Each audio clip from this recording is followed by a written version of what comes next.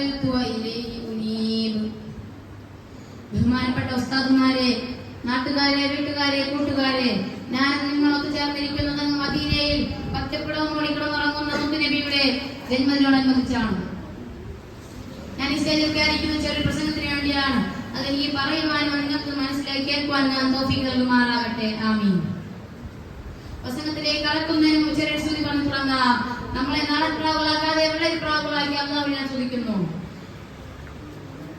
നബി സല്ലല്ലാഹു അലൈഹി വസല്ലം തങ്ങൾ പറയുകയാണ്, ഏതെങ്കിലും ഒരു മനുഷ്യന്റെ ഹൃദയത്തിലേക്ക് തഖ്വ കടന്നു വന്നാൽ അല്ലാഹു കൊടുക്കുന്ന ഒന്നാമത്തെ പ്രതിഫലം എന്തെന്നറിയുമോ?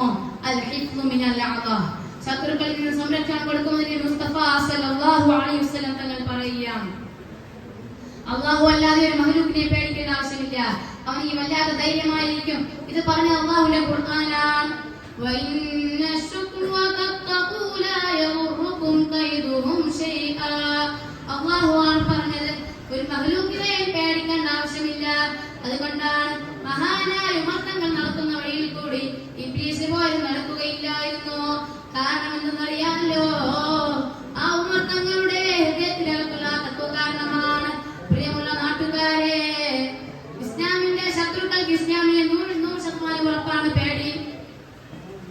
അതിനുശേഷം നബി തങ്ങൾ പറയുകയാണ്, അല്ലാഹുവിനെ കുറിച്ചുള്ള ഭയം ഹൃദയത്തിലേക്ക് കടന്നു വന്നാൽ രണ്ടാമത്തെ പ്രതിഫലം എന്തെന്നറിയുമോ?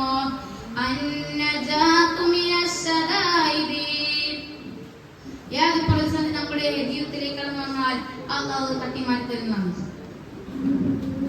വമൻ യത്തഖില്ലാഹ യജ്അൽ ലഹു മഖ്റജാ.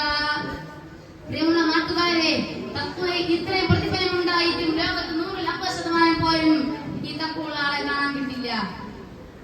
121% കാണും ഏതെങ്കിലും മുക്കിലും മൂലയിലും.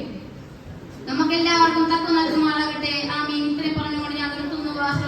അൽഹംദുലില്ലാഹി റബ്ബിൽ ആലമീൻ. അസ്സലാമു അലൈക്കും വറഹ്മത്തുള്ളാഹി തആല വബറകാതുഹു.